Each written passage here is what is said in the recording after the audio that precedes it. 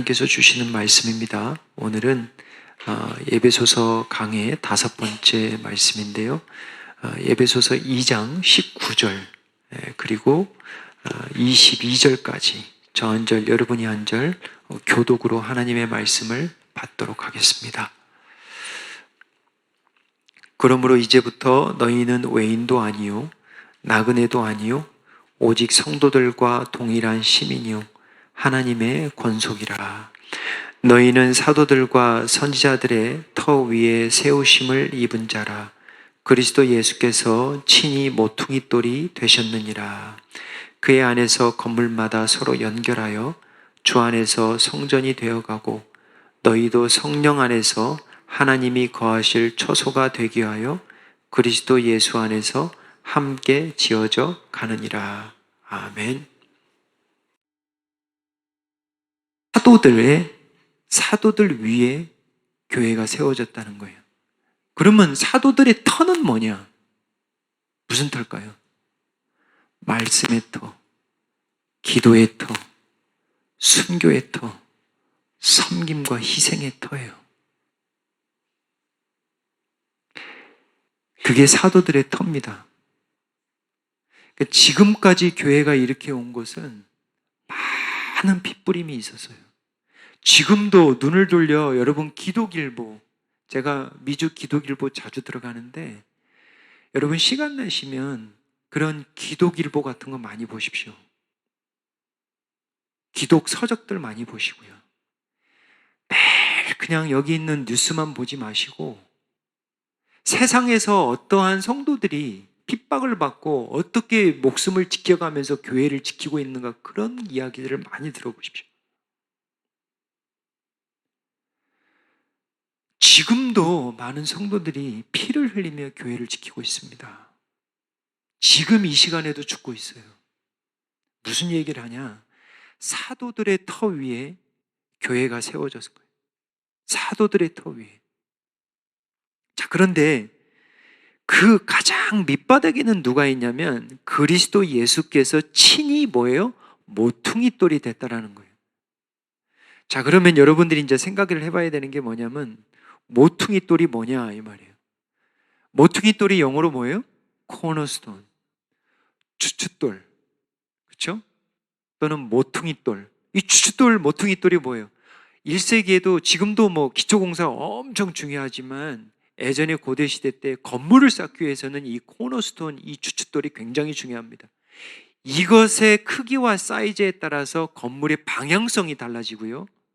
그리고 높일 수 있는 한계가 달라집니다. 그 가장 초석이 되고 기초가 되는 그 코너스톤, 모퉁이 돌이 예수님이다라는 게, 다시 말하면 교회는 예수님이 코너스톤, 그리고 그 위에 세워진 게 사도들이고요. 믿음이죠, 믿음. 말씀의 터, 믿음의 터, 기도의 터, 순교의 터, 섬김의 터, 그 위에 성도들이 교회가 세워졌다라는 거예요. 그걸 지금 이야기를 하는 겁니다. 요즘도 교회 세상에 있는 건물들 지을 때 저희 동네도 지금 큰 아파트들 6층, 7층으로 짓고 있는데요. 6층 정도는 된 것 같아요. 굉장히 높게 짓더라고요. 근데 보니까 제일 많이 하는 시간이 어디냐면 밑에 공사입니다. 제가 참 그런 거 자주 보거든요. 재밌어요, 그런 거 보고 있으면. 어떻게 허허벌판이 진짜 쓰레기 같은 땅이 멋진 땅으로 변해가는 걸 보고 있으면 정말 재밌어요. 근데 가장 시간을 많이 할애하는 곳이 어디냐면 밑에 기초공사더라고요. 정말 깊게 파고 들어가더라고요. 사람이 사는, 거주하는 아파트를 짓는 것 같아요. 여기서 이제 우리가 한번 말씀 나누고 싶은 건 뭐냐면, 고대 시대나 지금이나 우리 건축하시는 우리 장로님도 계시는데, 고대 시대나 지금이나 변하지 않는 진리 하나가 있습니다. 건물은 밑에서부터 올라갑니다. 절대 건물은 위에서부터 내려가지 않아요. 근데 영적으로 적용을 한번 해볼게요. 우리가 자칫 잘못하면 위에서부터 건물을 지어 내려갑니다. 그리고 나서 예수님을 살짝 붙여 놓습니다. 무슨 말인지 아실 거예요. 여러분의 가정이나 특별히 교회는 그렇게 되면 그냥 무너집니다. 쉽게 얘기해 볼게요. 예수님이 코너스톤이지 예수님이 데코레이션이 아닙니다. 여러분의 신앙이, 여러분의 가정이 정말 나는 우리 가정은 예수님이 코너스톤이야 라는 가정이 있고 예수님은 데코레이션 정도 되는 거예요. 잘 한번 생각해 보세요. 예수님이 산상수훈에서 그런 얘기를 했습니다. 반석 위에 짓는 자가 있고 집을, 그리고 모래 위에 짓는 자가 있다고 그랬어요. 두 집이 있대요. 이 세상에는 두 집밖에 없대요.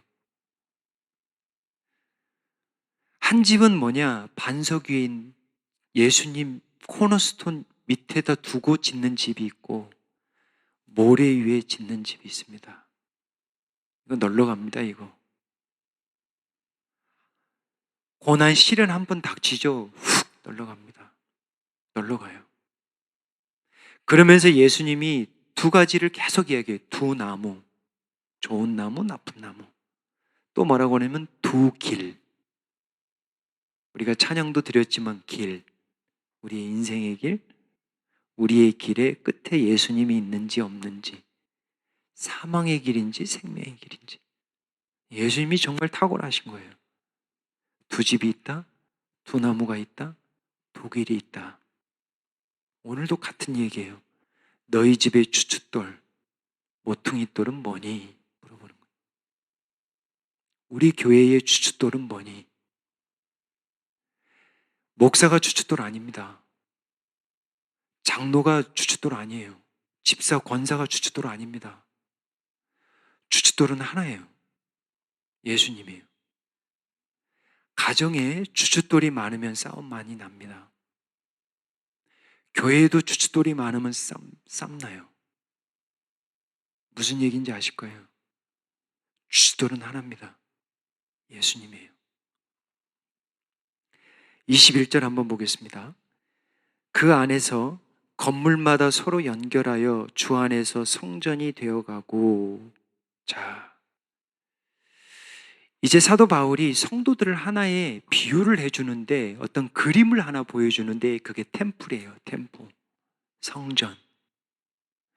그러니까 구약식으로 따지면 이건 엄청난 이야기입니다. 이건 말도 안 되는 이야기예요. 구약의 언약 백성들에게 너희가 성전이다. 이건 이해가 안 되는 부분들이거든요. 근데 사도 바울이 뭐라고 그러냐면 너희들이 성전이다. 그러니까 2000년에도 무슨 개념이 있었냐면 모바일 개념이 있었습니다. 와이어리스, 모바일. 이게 쉽게 말해서 우리가 뭐냐? 움직이며 걸어 다니는 뭐예요? 성전이라는 거예요. 왜죠? 나중에 보시면 알겠지만 하나님이 우리와 함께 하시니까. 이게 신약 언약 백성들에게 주어진 화평의 은혜의 결과입니다. 원수의 담들이 허물어졌기 때문에 이제 대제사장이 피를 갖고 가는 그 시대가 아니에요. 대제사장으로 오신 예수님의 피와 육신으로 말미암아 그 담들이 허물어진 거예요.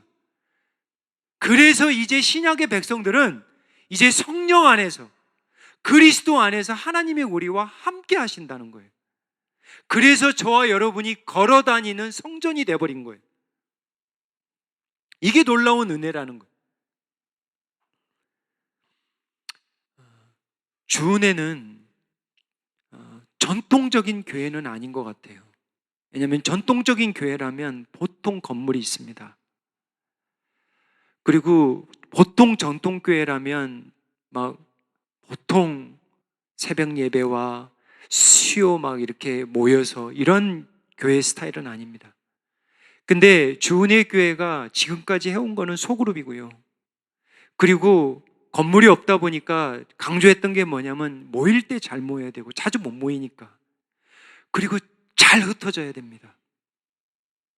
그러니까 교회는 두 가지를 잘하면 돼요. 모일 때 잘 모이고, 그리고 잘 흩어져야 됩니다. 중요한 건 뭐냐면 여러분이 성전이에요. 여러분이 걸어 다니는 성전이라고요. 여기도 성도들이 성전이지만 여러분들이 있는 사업체, 정말 그것이 성전이에요. 그걸 잊으시면 안 돼요. 교회만 성전이 아니에요. 여러분이 성전이라는 거예요. 근데 하나님이 그러한 성전을 지어 가신대요. 이런 부분에 대해서는 이제 22절 말씀을 가지고 조금 더 적용을 해보도록 하겠습니다. 22절 마지막 절인데요. 너희도 같이 읽어볼게요. 성령 안에서 하나님이 거하실 처소가 되기 위하여 그리스도 예수 안에서 함께 지어져 가느니라. 자, 이 부분에 대해서 세 가지만 잠깐 나눕니다. 첫 번째는 함께 지어지는 거예요. 함께함의 축복입니다. 함께함의 은혜예요. 하나님이 우리를 지으시되 이방인과 이스라엘을 함께 하나되가 되어서 이제 짓게 하세요. 자, 보세요. 교회가 작은 교회 있다가 보세요. 20명 있다가 50명이 되고 30명이 됐다가 아이들까지 예를 들어서 70명이 되면 다이나믹이 달라져요. 목회자는 그걸 알거든요. 뭐가 달라지는지 제가 얘기해 볼게요. 일단 이제 의견들이 많아집니다. 이렇게 합시다. 저렇게 합시다. 이제 의견들이 많아져요. 좋은 거예요. 이게 그 프로그램. 두 번째는 예를 들어서 실질적으로 보면 식사해야 될 사람의 수가 많습니다. 우리 교회는 또 다른 이런 문제는 없지만 파킹장이 문제가 되는 경우도 많고요. 그리고 예배의 장소가 좁게 느껴지고요. 제가 이제 예를 들는 이야기는. 그리고 어르신들도 오죠, 이제. 연세 드신 분들이 있죠. 그러면 이분들을 또 케어해 줘야 되는 시간들이 더 필요한 거예요. 어르신들이니까. 젊은 분들이 있다가 이제 어르신들이 오잖아요. 그러면 어른들을 위한 케어가 필요한 거예요. 또 보세요. 아이들이 많아지죠. 그러면 아이들의 부모님들의 이러한 마음들을 자주 읽어줘야 돼요. 그리고 아이들에 대해서 더 신경을 써야 됩니다. 제가 무슨 얘기를 하는 거예요? 그리고 순이 막 커져. 그 프로그램이 뭐냐면 순이 분가가 돼야 되는 거예요. 이게 좋은 겁니다. 제가 지금 우리 교회를 들어서 한 이야기를 해주는 거예요.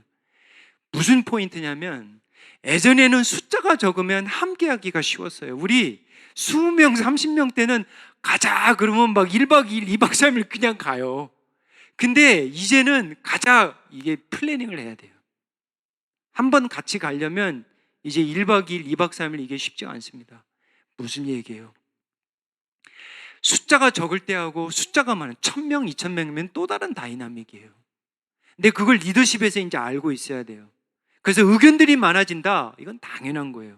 숫자가 많아지고 새 가족이 많아지면 의견들이 많아지는 거예요. 요구사항이 많아지면 이건 당연한 거예요. 그랬을 때 함께 가야 되는 게 뭐냐면 기도해야 되는 거예요.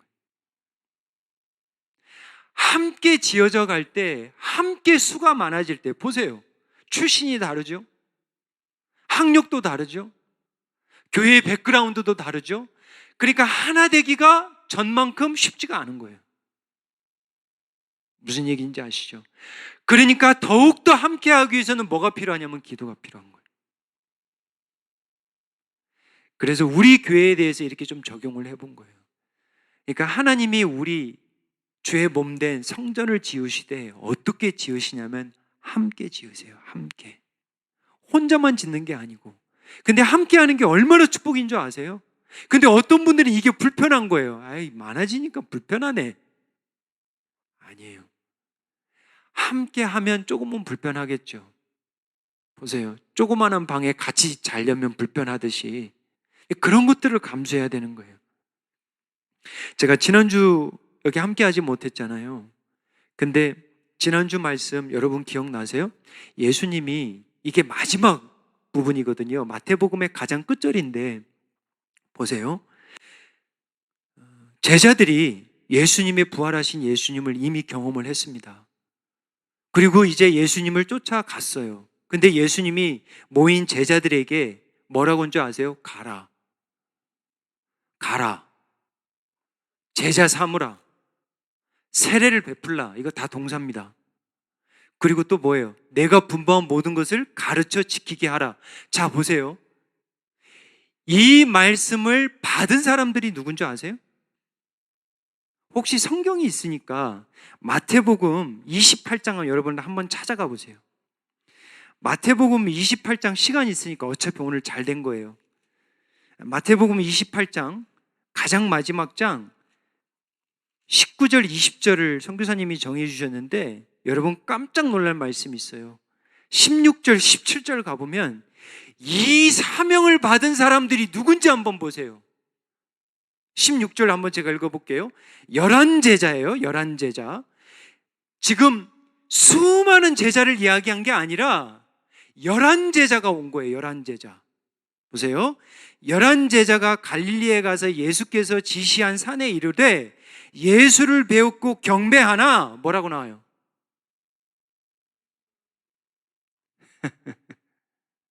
아직도 의심하는 사람들이 있더라 이거예요. 이거를 어떻게 해석해야 될지 모르지만 문자적으로 해석하면 11제자 가운데는 뭐예요? 아직도 의심하는 사람이 있더라. 정말 놀랍지 않아요, 여러분? 그게 첫 번째 놀라운 거고 두 번째 놀라운 건 뭐냐? 이렇게 아직도 의심하는 자를 불러서 가라 하세요. 저는 그게 놀라워요. 아니, 확신을 해도 부족하거든, 지금. 근데 정말 이해 안 되는 건 뭐냐면 예수님이 부활해서 보여주셨잖아요. 만지라기까지 했잖아요. 그런데도 마지막에 뭐예요? 의심하는 자. 왜요?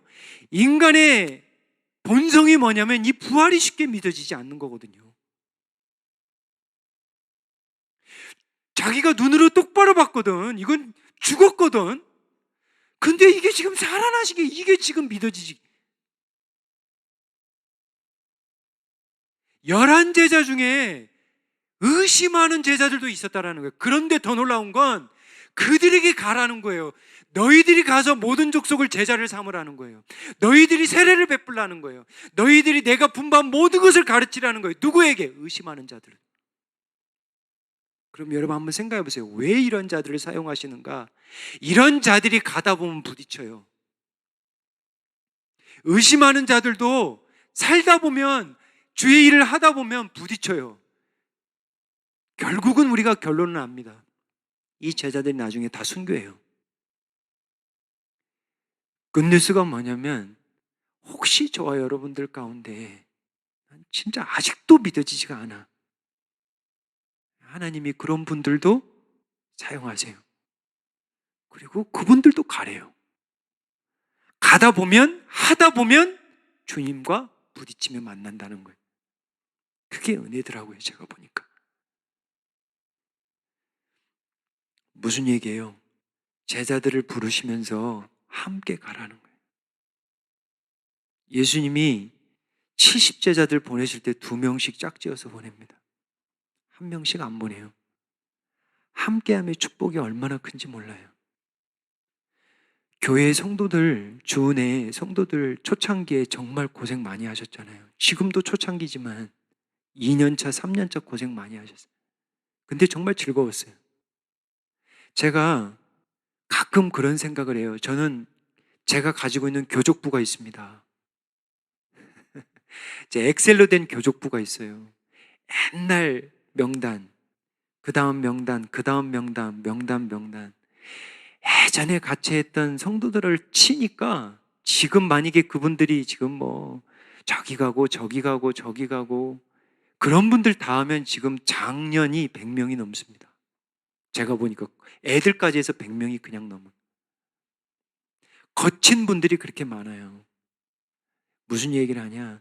지금까지 올 수 있었던 건 하나님의 은혜지만 초창기에 성도님들이 이렇게 함께 해주셨으니까 다른 성도들이 와도 감사한 거예요. 정말 이게 은혜입니다, 여러분. 제가 예전에 함께 나눈 이야기 있죠. 혼자 가면 빨리 가지만 함께 가면 뭐라고요? 멀리 가는 거예요. 혼자 가보세요. 빨리는 가요. 멀리는 못 갑니다. 그게 함께함의 축복이에요. 첫 번째, 적용하는 거예요. 22절 마지막 가지고 우리가 하나님의 성전으로 지어지는데 하나님은 함께 그리스도 안에 성령 안에서 성도들과 함께 짓는 거고요. 두 번째는 뭐냐면 지어짐의 축복입니다. 22절 보면 너희도 성령 안에서 하나님이 거하실 처소가 되기 위하여 그리스도 예수 안에서 함께 지어져 가느니라. 이게 수동태입니다. 우리가 짓는 것 같죠? 우리가 막 짓는 것 같죠? 목사님이 짓고 장로님이 짓고 막 순장님이 짓고 아니에요. 짓는 분들이 있습니다. 그래서 우리가 지어져 가는 거예요. 수동입니다. 우리가 막 세우는 것 같죠? 내가 세웠어! 우리 교회 막 내가 세웠어! 이거 아니에요. 세워져 가는 거예요. 예수님이 세우시는 거예요. 성령님이 세우시는 거예요. 제가 그런 얘기 자주 하는데 저 공사판 참 좋아하거든요. 일을 많이 해서 그런 게 아니고 공사판을 보면 공사판이 일을 하는 사람들이 있으면 소망이 있습니다. 근데 공사판에 일하는 사람이 없으면 그 판은 정말 판이에요. 무슨 말인지 아시죠? 교회는 무슨 판이에요? 공사판입니다. 우리가 이렇게 나이스하게 입었지만 성경적으로 말하면 우리 공사판이에요. Under construction. 표지만 안 붙었지 지금 우리 지금 교회에 들어오시는 성도님들한테 사실은 표지 걸어놔야 돼. 최훈현 언더 컨스트럭션. 최훈현 조심하세요. 조동현 장로님도 걸어놔야 돼요. 나도 지금 공사 중입니다. 저 조심하세요 이거예요. 위험합니다. 여러분들 각자 하나씩 갖고 다녀야 돼요. 공사 중입니다. 저 조심하세요. 맞아요 틀려요? 맞아요. 근데 어떤 공사판에는 소망이 있냐면 주님이 지으시면 소망이 있어요. 우리는 목표가 완벽이 아닙니다. 교회는 완벽이 아니에요. 이 땅에는 완벽한 교회는 없습니다. 이 땅에는 우리의 목표는 완벽이 아니라 뭐예요? 완공이에요. 완공. 그게 중요한 거예요. 완벽한 남편 어디가 있습니까? 완벽한 아내 없어요. 완벽한 자식들 없습니다. 절대 없어요. 지어져 가는 기쁨이 있는 거예요. 지어져 가는 거예요. 세 번째, 첫 번째는 함께함의 축복, 지어짐의 축복. 두 번째는, 세 번째는 뭐 하냐면 거하심의 축복입니다. 왜 짓죠? 성경에 보세요. 다시 읽어보세요. 22절. 너희도 성령 안에서 보세요. 하나님이 거하실 처소가 되기 위하여 그리스도 예수 안에서 뭐예요? 지어져 간대요. 왜 지어요? 하나님의 처소를 만들기 위해서. 이미 됐지만 처소를 만들기 위해서 지어진대요. 참 이게 귀합니다. 이게 정말 귀한 거예요. 여러분 빌딩을 막 짓는데 왜 지어? 뭐 지어? 몰라요. 나 뭘 짓는지도 몰라. 왜 짓는지도 몰라. 우리가 열심히 교회를 짓고 교회를 세우고 가정을 세우고 가정을 짓고 사업을 일으키고 왜? 하나님의 영광을 위해서. 제가 한번 그랬죠. 에듀케이션이 뭐냐? 교육이 뭐냐? 하나님을 높이는 거예요. 하나님을 높이는 거예요. 하나님을 높이는 거예요.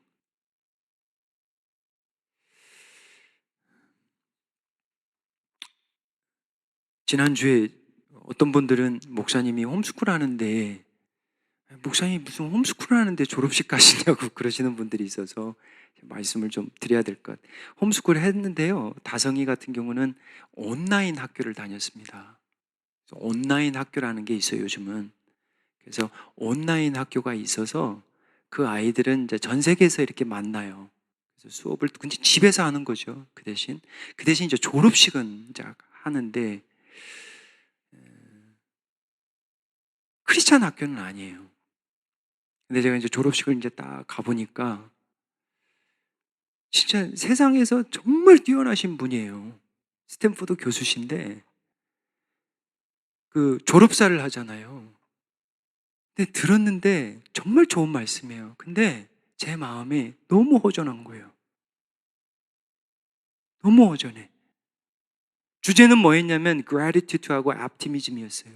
감사와 optimism이 뭐라고 그러나? 예? 좀 긍정적으로. 그거에 대해서 설교가 아니지. 스피치를 했어요. 너무 좋아. 막 책도 여러 권 쓰시고 세계적인 교수야. 근데 마음이 허전해요. 마음이 허전해. 그게 왜 그러냐면 하나님이 없어요. 하나님이 없어. 낙사가 뭐라고 한 줄 아세요? 아빠, 나 스테이지 올라갈 때 봤어? 내가 뭘 봤어? 내가 했잖아, 뭐. 뭘 했는데? 저 못 봤어요. 사진 찍느라고. 근데 녹음한 걸 보니까 나갈 때 이러고 가더라고. 딱 한 명이었어요. 낙서 혼자였어요. 올라갈 때 하나님한테 감사하면서 이러고 가더라고. 나는 근데 못 봤어요. 근데 그 선생님하고 제가 한번 이야기를 했는데 이제 리셉션이 있잖아요. 그분이 저한테 그러는 거예요. 낙서를 너무 미스할 것 같다. 그러면서 자기가 3년을 지도하면서 낙서를부터 도전을 받았대요. 뭘 도전을 받았니? 그러니까 신앙에 대해서 도전을 받았대요. 그게 뭔데? 그러니까 자기도 크리스찬이지만 믿음이 약하대요. 근데 글을 써도 이야기를 해도 하나님에 대해서 한다는 그게 너무 놀랍다라는 거예요. 그래서 제가 정말 하나님한테 감사했어요. 아, 선생에게도 빛이 되고 왔구나. 선생에게도 빛이 되고 왔구나. 무슨 얘기를 하냐면 우리가 왜 공부를 하고 우리가 무엇을 위해 짓고 내가 그토록 안타까워하며 땅을 치며 울며 원통하며 애쓰며 그렇게 하는 이유가 도대체 뭐냐라는 거예요. 그것이 정말 하나님을 위한 것이냐? 정말 하나님을 높이기 위한 것이냐? 정말 우리 집의 초석이 주춧돌이 예수님이냐? 이거 아니면 아무것도 아닙니다, 여러분. 여러분, 크리스찬들은 오늘이 내 인생에서 하루가 아니에요. 크리스찬들은 영원 중에 하나인 거예요. 전혀 다른 퍼스펙티브예요. 하나님이 우리에게 주시는 삶은 영원입니다, 영원. 70, 80이 아니에요. 아이고. 그것 갖고 안 살아요, 째잘하게. 100세 갖고 우리의 삶은 영원입니다, 영원. 그러니까 생각이 다른 거예요. 오늘 하루는 영원 중에 하루라니까요. 그리고 그 영혼을 위해서 사람을 살아가요. 말씀을 맺습니다. 제가 최근에 이사를 했는데 8년 넘게 산 집이에요. 오늘 좀 시간이 지난주 못 왔으니까 좀 더하네요. 8년을 넘게 산 집인데 말이죠.